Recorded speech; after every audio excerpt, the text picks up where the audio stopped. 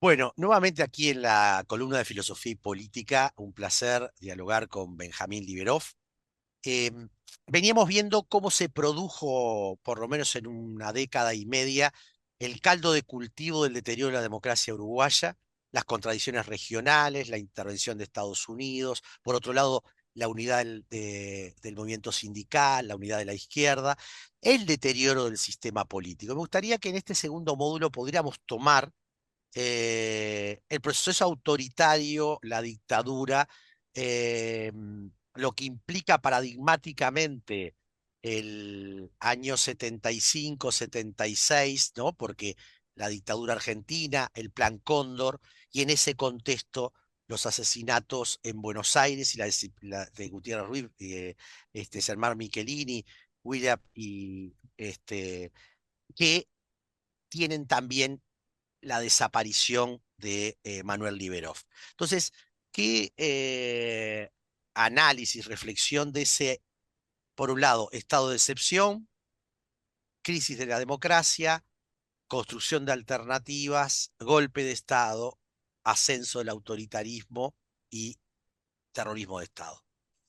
Bueno, yo diría, a ver, apoyado en lo que ya hemos comentado, yo diría que el documento de Santa Fe y la doctrina de la seguridad nacional fueron alimentando la formación de los cuadros que en definitiva estuvieron al frente de los procesos que condujeron al golpe de Estado en Chile, notoriamente, eh, a lo, a lo que fue el proceso de golpe de Estado en el Uruguay, y digo proceso por todas las discusiones desde cuándo efectivamente estuvo planteada la dictadura como tal, más allá de que lo formal es el 27 de junio con la disolución de las cámaras, y la particularidad este, que tenía esa situación, porque comenzó también con represiones segmentadas.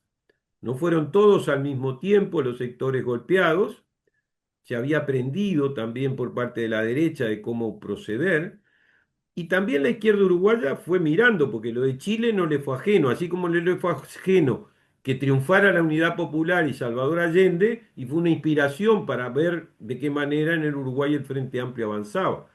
Fíjate que en 1971 el Frente Amplio votó 18% de los votos.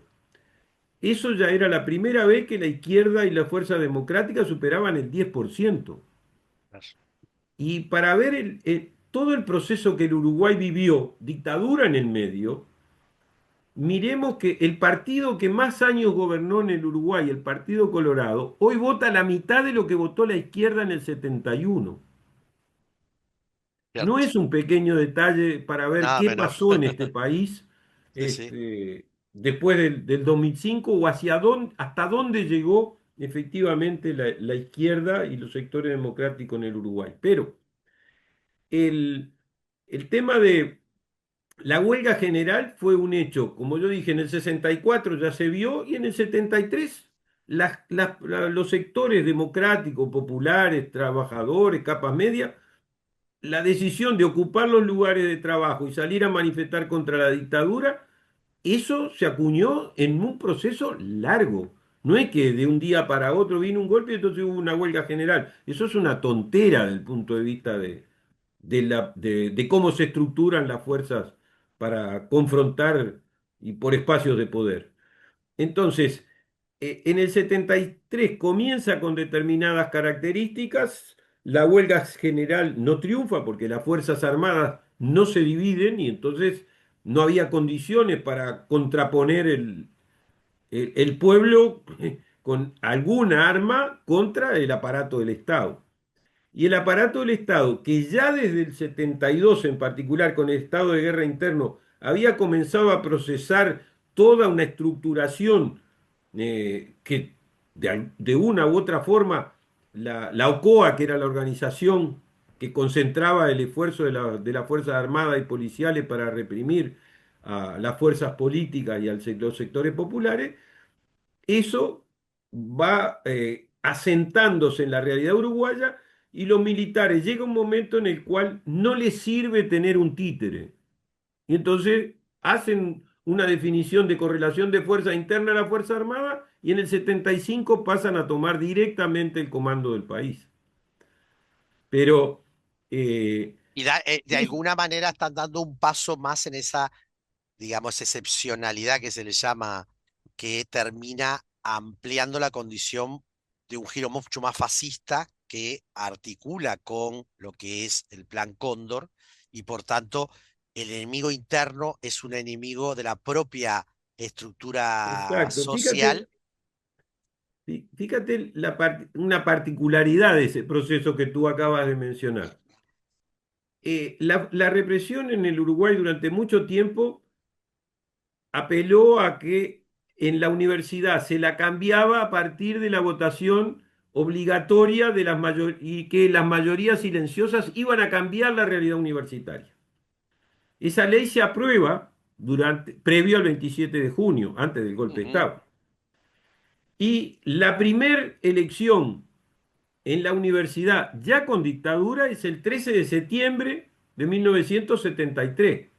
sí, sí, La FEU discute, la FEU decide participar y la FEU tiene la mayoría absoluta en todos los centros estudiantiles con voto secreto, a pesar de que sectores blancos formaron un grupo CGU que votó aparte. Pero en todas las facultades la mayoría fue de la FEU, de la Federación de Estudiantes Universitarios del Uruguay, ujú. con votos secretos.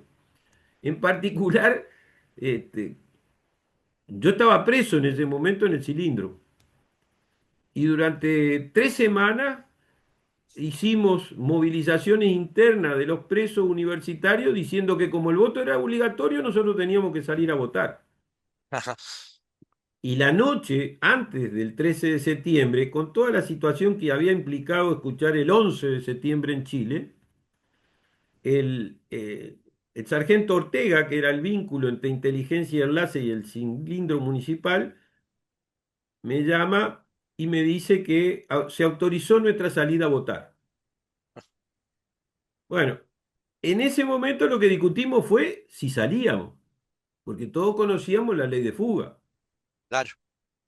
Y entonces, luego de discutir, voy y le planteo, salimos y nuestros familiares nos vienen a buscar a las 8 de la mañana. Y nosotros salimos a votar y volvimos al cilindro a las 5 de la tarde. Nos volvimos a meter preso a las 5 de la tarde. Y eso era porque el cilindro tenía determinadas condiciones de flexibilidad a los presos, que muchas veces los que venían de centros de torturados con enormes dificultades, se había decidido que se mantuviera en esos términos. Por eso volvimos. Ya Claro. después, en otro momento, hubieron los que se fugaron y entonces ahí se cerró el mayor estadio deportivo cerrado del Uruguay como cárcel. Entonces, eso pasó en el 73. Lo que quiero dar es la idea de que no todo era lo que después vino a partir de la Operación Morgan en octubre de 1975, en que deciden dar un paso más en el terrorismo de Estado. Y ahí se empieza a aplicar sistemáticamente lo que era el manual del estado de guerra interno y de la seguridad nacional, con todo el asesoramiento y a su vez no es casualidad que en octubre, noviembre del 75 ya toma forma orgánica el Plan Cóndor, porque Ujú. antes existía. Yo Sí, estuve en la sí. Argentina Una cosa es la durante... coordinación y otra cosa fue el Yo plan. justamente salgo del Uruguay, o sea, me liberan, estoy un periodo trabajando en la universidad, vuelvo a hacer alguna cosa y la UBA había convocado un acto por el 55 aniversario del Manifiesto de Córdoba. Y la UDELAR decidió aceptar la invitación y Alberto Pérez Pérez, decano de la Facultad de Derecho, fue el que se designó y en el caso de la FEU me mandataron. Y es tan interesante esto porque no había dinero en la universidad para pagar los boletos. Bueno, Y es la secretaria de Finanzas del sector universitario de la Juventud Comunista, Nidia Zagalzagaray, que luego fue oh, asesinada el nada. 27 de junio, justamente al aniversario del golpe del 74, es quien me dio el dinero para comprar los boletos con los cuales viajamos Alberto Pérez Pérez y yo. Bueno, yo te pido, Benjamín, que en el próximo módulo, que sería el tercer módulo que haríamos, vamos a concentrarnos en torno a las consecuencias que trae ese terrorismo de Estado y que nos lleva también a la recuperación de la democracia luego y a la marcha del 20 de mayo. Muchas gracias.